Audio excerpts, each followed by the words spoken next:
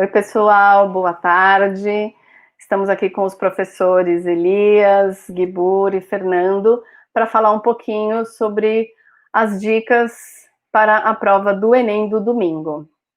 Eu vou deixar aqui, vou fazer algumas perguntas para cada um deles, cada um responde na sua vez. Não vai ser mais um formato bate-papo como era antes, mas vocês vão sair com um conteúdo bacana aí para ficar mais calminho e se dar bem na prova, beleza?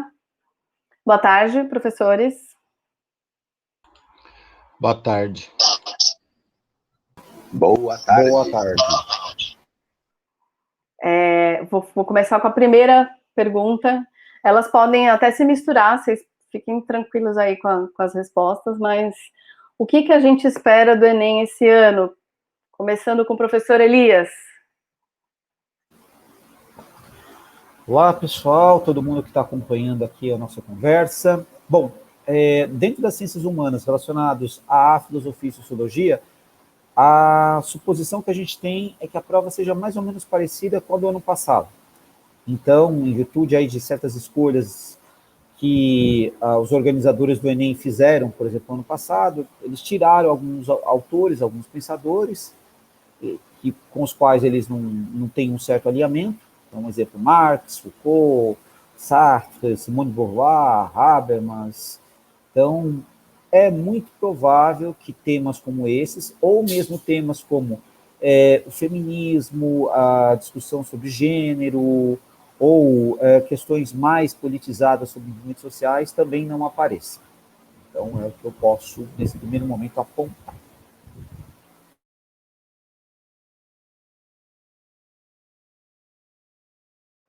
Professor Guibur. Oi, gente. Em primeiro lugar, espero que todos estejam bem, que tenham conseguido estudar da melhor maneira que deu, né? E com relação a essa expectativa da prova, eu vou mais ou menos aí na mesma linha do Elias, né? Não deve haver grandes mudanças na prova. Acho que a maior mudança aconteceu na preparação de quem vai fazer a prova, né? Dos estudantes, né? Por conta de todos os problemas, todas as dificuldades de não ter as aulas presenciais, de ter que estudar meio que solitariamente. Então, acho que a principal mudança é essa, né? E, assim como o Elias colocou, eu acho que é mais fácil a gente tentar imaginar coisas que não vão aparecer na prova, né, do que aquelas que vão aparecer na prova. Então, tudo que a gente já percebeu que não está muito alinhado, né, com o pensamento, com a ideologia, com as ideias do atual governo, não é que não vai cair, mas tem uma chance menor de aparecer na prova, como a gente já percebeu um pouco na prova anterior, né? Então, eu acho que, no geral, a preparação ela não muda em relação ao que a gente já vinha fazendo antes, né? Aí depois acho que nós vamos abordar, né, Paulo, um pouquinho dos temas aí eu falo mais um pouquinho, mas em princípio é que eu não acredito em grandes mudanças em relação ao ano passado também. Professor Fernando. Maravilha.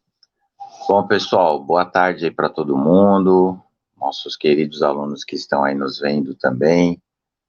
Bom, eu espero da prova que ela reproduza mesmo aí o que vem acontecendo nos últimos anos, especialmente o ano passado, que seja uma prova conteudista, embora as leituras sejam bastante fundamentais, né? Leitura de gráfico, mapa, texto, tabela, charge, enfim, né? Sempre fundamental essas leituras qualitativas, mas eu acho que a prova já faz aí uns 10 anos ou mais, um pouco mais disso, ela adotou um formato assim conteudista, né? Quando a prova do Enem era de 63 questões, era uma prova mais analítica, mais reflexiva, que dependia fundamentalmente da análise, da retirada de conclusão, mas de uns 10, 12 anos para cá, ficou uma prova bem conteudista, né, com 180 questões, então costuma ser bem distribuído em todo o programa, né? No programa de história, por exemplo, vai ter questões de antiguidade, de medieval, de idade moderna, de contemporânea, de colonização, de Brasil imperial e republicano. Então, não existem soluções milagrosas, né? Falar aqui 3, 4 assuntos que vocês vão na mosca e vão acertar tudo. Então, tem que estudar um pouquinho de cada coisa, né? Fazer um estudo assim bem equilibrado e focar, né? Mais adiante aqui na nossa conversa, eu vou falar de alguns temas, né? Que eu aposto, mas eu vou esperar vir aí as perguntas mais do nosso debate, conversa, entrevista, sei lá mais o que é. Beleza? Agora aqui virou praticamente um programa da Globo, versão atualizada aí, versão pandemia. Vai ser no esquema do pergunta. Um pouco vocês já falaram, mais ou menos o que mais cai. Já falaram que não vai ser muito diferente, né? Tem uma tendência de ser sempre numa mesma linha. Mas aqui uma diquinha para os alunos. Alguma coisa em particular, vocês têm uma suspeita do que vai cair? Vou passar a bola de cristal para o professor Elias. O que o senhor acha que vai cair na prova do Enem deste ano, professor Elias? Pois é, né? Eu homenageei um sujeito que dizem que existiu e atribuem a ele o dom da santidade e da profecia. Só que no caso eu sou um reles mortal que leciona. Então a coisa fica um pouco complicada.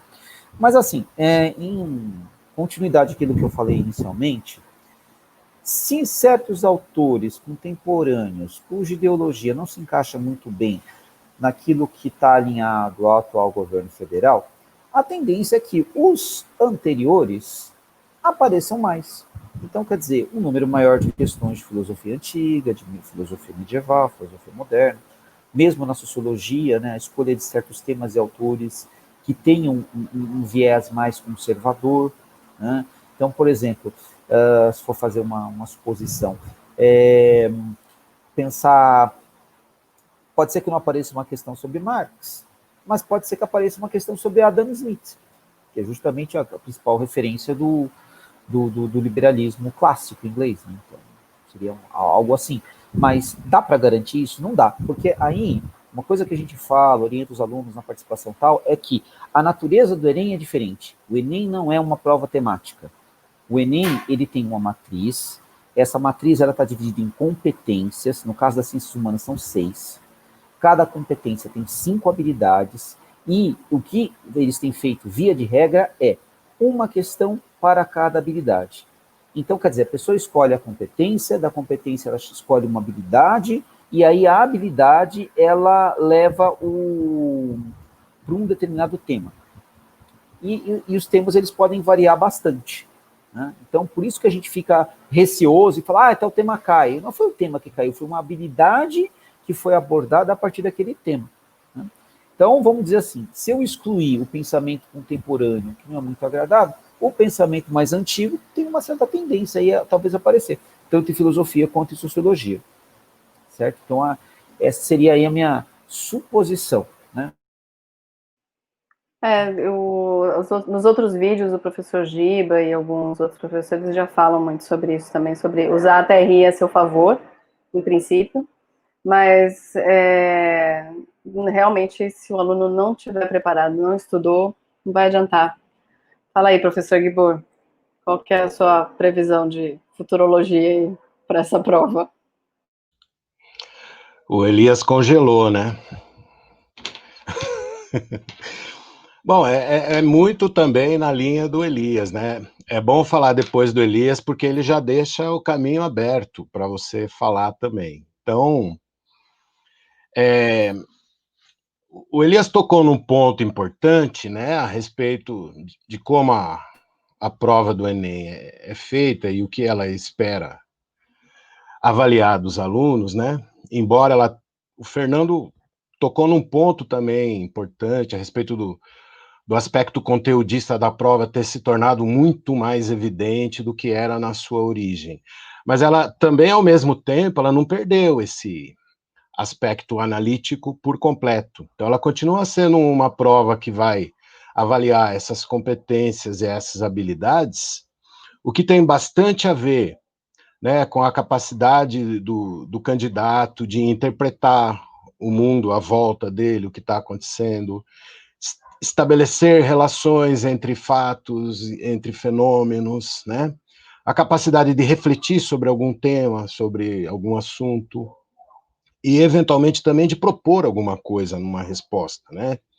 Então, é muito em cima, né, da avaliação dessas habilidades e dessas competências que a prova se organiza. No entanto, as questões, né, as quais os alunos vão ter que demonstrar essas capacidades todas, elas são elaboradas em cima de assuntos que a gente estuda, né, normalmente nas matérias aí. Então, no caso da geografia, tem uma certa predominância aí de questões que abordam temas socioambientais, né? No entanto, a gente não pode esperar uma questão que seja muito crítica em relação às queimadas na Amazônia e no Pantanal. Não vai acontecer de uma forma crítica. Mas o tema socioambiental, ele sempre apareceu nas provas do Enem e provavelmente ele vai continuar aparecendo, né? E existem também questões em torno, assim como acontece nos vestibulares de um modo geral, em torno dos temas clássicos de cada disciplina. No caso da geografia, então, algumas questões que vão tratar de temas característicos da geografia física, questões que abordam a dinâmica populacional, movimentos migratórios, por exemplo, tem sido um tema recorrente, né? Aspectos da economia mundial, economia brasileira, globalização, a inserção do Brasil nesse contexto, sempre pensando que nada muito crítico, né, a maneira como o Brasil vem se inserindo nos 2 últimos anos. Então, é aquela abordagem mais ampla, mais geral, de conhecimento de conceitos, né, que vão provavelmente aparecer nas questões aí, né? E de um modo geral, eu creio que não dá para fugir muito disso, não. E eu vou parar por aqui, senão não sobra tempo para o Fernando. Não, tempo a gente tem. Tem que ver só se vai deixar alguma coisa para ele falar, né? Você já vai contar tudo, vai entrar na parte dele também, aí não vale, né? Fala aí, Fernando. É isso aí. Muito bem dito aí já pelos colegas. Aliás, na minha tela aqui eu não estou vendo o Elias. Para onde foi o Elias? O Elias caiu. E A hora era que para a ele, gente a não falar hora que ele nada. voltar, eu ponho ele de volta. Ele falou alguma coisa do governo e sumiu, eu acho preocupante.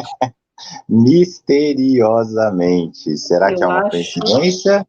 eu acho que não. Tome cuidado com suas falas, estamos sendo monitorados o tempo todo. Então, deixa eu falar aqui então do período colonial, que é mais seguro. Aliás, durante a ditadura militar no Brasil, nos anos 1960, 1970, essa foi uma estratégia dos artistas, né? Por exemplo, Chico Buarque, naquela música Mulheres de Atenas, ao invés dele falar do autoritarismo da ditadura para com a sociedade brasileira, ele foi falar do autoritarismo do homem para com as mulheres em Atenas, né? Alguns cineastas, ao invés de falar da desigualdade, da exploração social no Brasil dos anos 1970, foram fazer filmes falando dessa exploração, dessa hierarquização social no mundo colonial, né? Falando de injustiça, né? Na Inconfidência Mineira, ou mesmo falando de desigualdade no Quilombo de Palmares. Essa é uma estratégia conhecida. Então, pode ser que ocorra nessa prova também. Eu acredito que os professores que vão elaborar as questões, eles não são bolsonaristas, embora estejam submetidos a uma estrutura de poder dentro do MEC, que seja chefiada por um ministro que é bolsonarista. Mas, felizmente, pessoal, o ministro deste ano, ele não é como o anterior, o ministro do ano passado, Abraham Weintraub, que era muito mais engajado e empenhado, né, numa política cultural que buscava promover os valores deles, né, negligenciar a desigualdade, por exemplo, entre outras coisas. Bem-vindo de volta, professor Elias. É isso aí. Pronto, agora deu certo, voltei. Então, Fernando, conta para o Elias a sua teoria de por que ele caiu. Eu ouvi. Na verdade é do Guibur a teoria. Guibur, manda aí, Guibur. Você fez algumas insinuações em relação ao nosso governo, e é uma questão sensível. E aí você sumiu, a gente ficou preocupado aqui. Mas foi só uma queda de energia. Né? Eu não fui obrigado a prestar esclarecimento. Não foi interrogado, né? Então, como eu ia dizendo, eu acredito que pode aparecer, sim, alguns temas ligados a racismo, ligados à desigualdade de gênero, porque justamente são professores que, como eu dizia há pouco, não são bolsonaristas que vão elaborar a prova, embora estejam submetidos a uma estrutura de poder dentro do MEC. Mas vamos ver o que vai dar, né? Mas, de todo modo, para qualquer prova de história do Enem, eu diria que é importante os alunos estudarem bastante a história da escravidão no mundo colonial, no mundo imperial, no mundo colonial ligado à diáspora africana, a chegada de milhões de escravos, a utilização da escravidão como mão de obra principal na economia colonial da América Portuguesa, a cultura, a identidade cultural, a contribuição religiosa, linguística, culinária, né, que os africanos trouxeram e que contribuíram decisivamente para formatar a cultura e a identidade cultural dos brasileiros, a importância dos escravos na produção canavieira, a importância dos escravos na extração aurífera, né, dos escravizados, as desigualdades, a herança maldita, né, o legado de desigualdade para a posteridade. Eu acredito que possa aparecer, sim, alguma coisa relativa a essa temática. Já no período imperial, a forma como o aparato da escravidão foi gradativamente sendo desmontada, né? O movimento abolicionista, especialmente no pós-1850, a questão da participação dos negros na Guerra do Paraguai, ou Guerra da Tríplice Aliança, a forma como o Exército se posicionou frente à proclamação da República, ou mesmo após a proclamação, a questão do tenentismo, né? A Revolução de 30, o golpe de 64, o apoio do Exército ao Estado Novo, do Getúlio, são momentos assim importantes da história do Brasil que, em ano sai ano, são lembrados em temas, né, de questões de Enem.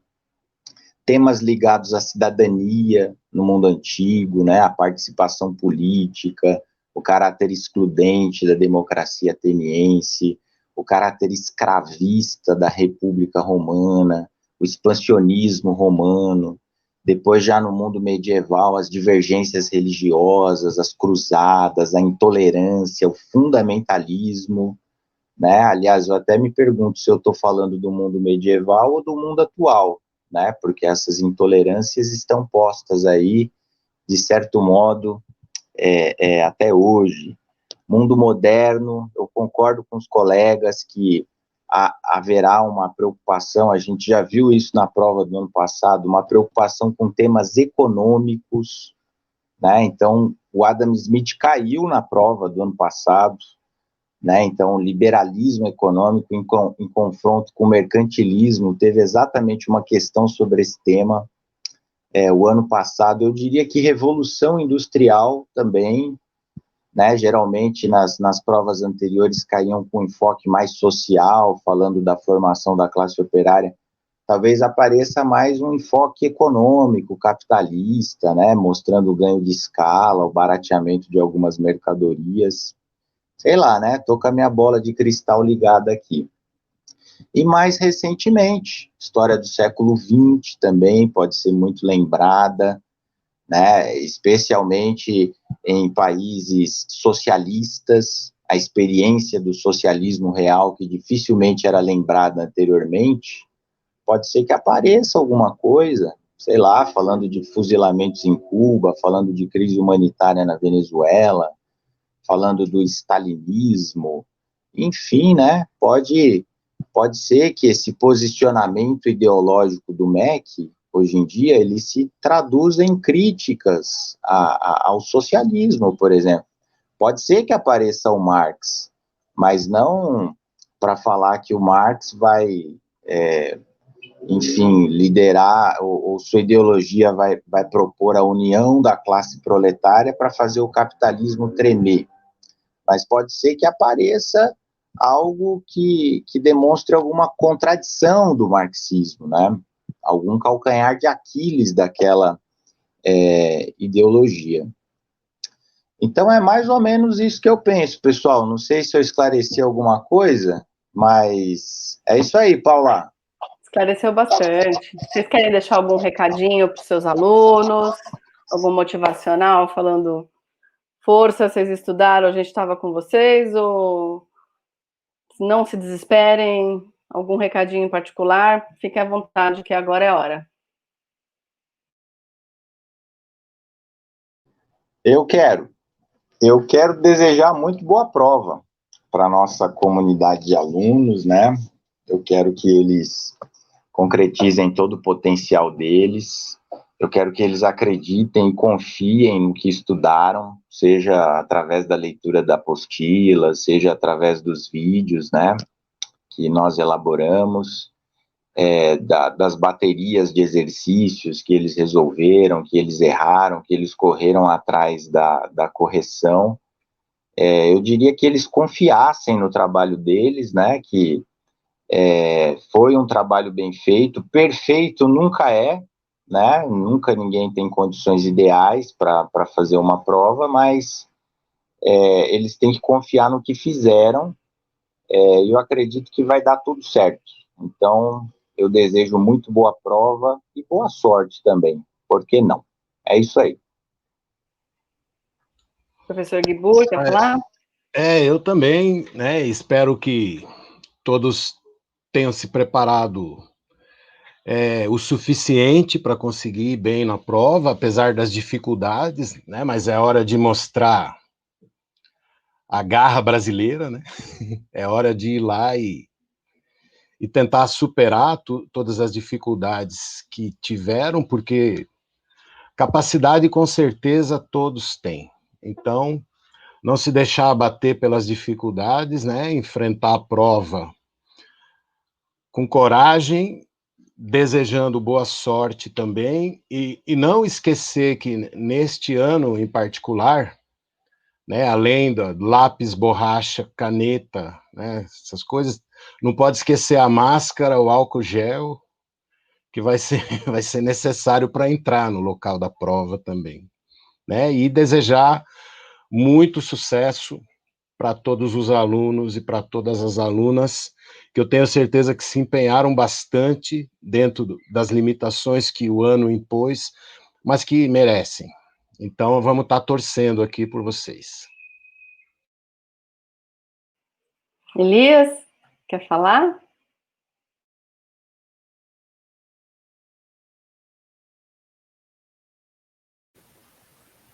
Agora, tipo, o computador não estava ajudando muito. Bom, acho que assim, o ideal aí é que as pessoas tenham, né, bastante calma, tentem se cuidar e dentro da medida do possível que for, né, a organização da prova, tá, por conta de concentração das pessoas e tudo mais, né, levar várias máscaras para trocar durante o dia, né, que é um período longo, né, o álcool gel, né, com máscara de álcool gel, como bem do Burr. E aí eu acho que quanto à questão da prova, o que é interessante é ter assim, traçar uma estratégia, né? Então, a partir do momento que o caderno de provas você já pode mexer com ele, né? Abrir o caderno de questões, dar uma olhada assim mais ou menos por cima nos temas que estão ali, começar por temas e áreas que são da sua maior facilidade. Mais ou menos, a gente calcula aí um tempo médio de 3 minutos por questão, mas se você está resolvendo uma questão lá e demorou muito para resolver, passou de 3 minutos, 4, 5, tal, marca ela, vai para a seguinte, depois faz a repescagem das que não foram feitas, para você poder conseguir resolver melhor, né, ter um melhor resultado. Às vezes acontece da pessoa pegar e desmarcar uma alternativa e depois, não sei porque, ela relê aquela pergunta que ela teve dúvida e ela resolve mudar, né? Bom, não dá para ter certeza de nada disso. Porém, muitas das vezes, quando você faz essa primeira leitura e toma essa primeira decisão, o seu grau de insegurança era um tanto quanto menor e a tendência é que você fique com essa primeira resposta. Às vezes é muito comum casos de pessoas que trocam a alternativa marcada e acabam errando a alternativa sendo que tinham acertado inicialmente. Né? Mas isso não dá para garantir nada, é uma sugestão. Né? E uma habilidade que é característica para qualquer prova é a habilidade de leitura. Mas uma coisa é você ler com calma e tempo, a outra é dentro do tempo de uma prova. Então, a relação com o tempo é outra. Então, o que é pertinente? Leitura do texto base, pode ser texto, pode ser charge, um texto pode ser 2 textos, pode ser 2 imagens, enfim. Ver o que está sendo oferecido ali para você, porque em cima daquilo que você vai desenvolver a sua resposta. Ver o comando da pergunta, o que é para fazer. É o que é diferente, o que é semelhante. Ver qual é a direção que está sendo colocada e depois fazer a leitura das alternativas. Muitas vezes o enunciado ele pode ser uma pergunta com interrogação, e aí você vai buscar a resposta, ou um período que termina num ponto, e você vai ver a alternativa que melhor completa. E aí, leu. Tem a ver? Tudo bem, não tem a ver? Risca. Aí você vai ficar com 2, ficar com 3, tal, fica mais fácil visualmente de ver, e nessa situação de aparecer a dúvida, aí você vai pensar tal, mas uma vez que estão resolvidas, resolvido. E, importante, não há tempo extra para passar o gabarito final. Então, tem que se organizar dentro do tempo, porque aí, por exemplo, nessa primeira prova, ciências humanas e linguagens, e tem a redação. É muito relativo. Tem gente que prefere começar fazendo a redação e depois fazer as questões, tem gente que prefere fazer o inverso, né? Trocar. Então, também não tem um roteiro, mas faça aquilo que você vai se sentir mais à vontade. Eu acho que numa situação como essa, de uma prova, você tem que buscar a maior segurança possível para você. Uma outra questão que é importante, assim, às vezes tem as pessoas que entram em pânico. Então, bom, eu não sou terapeuta, eu não sou médico, eu não posso clinicar a esse respeito, né?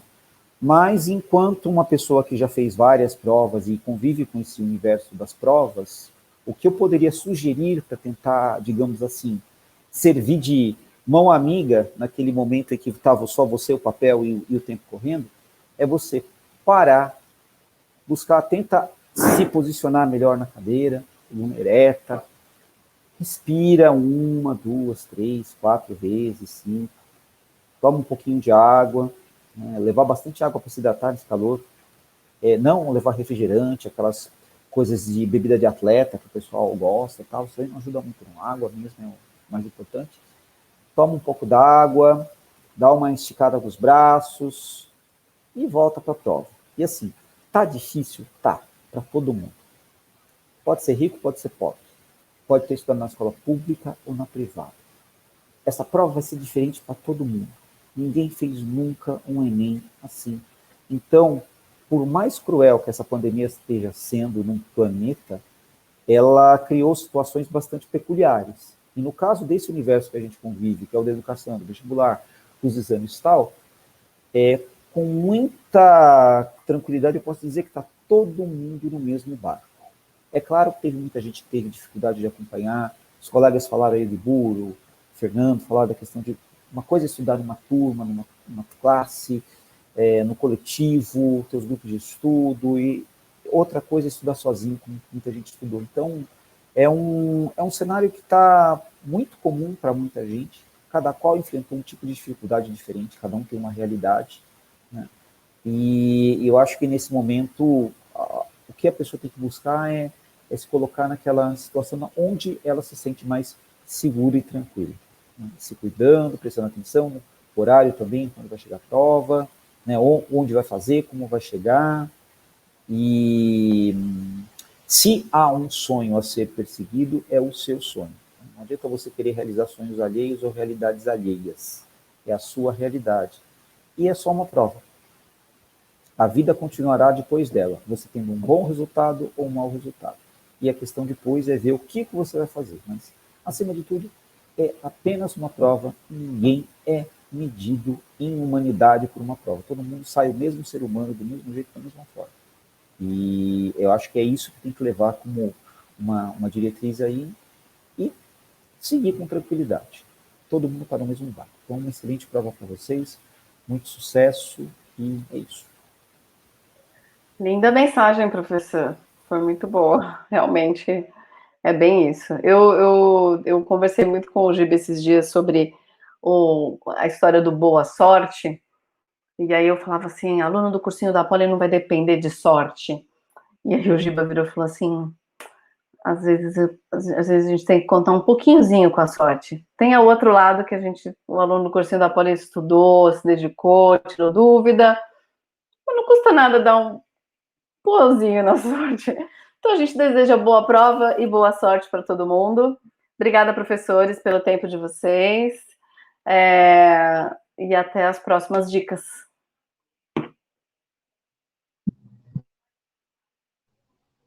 Até, abração.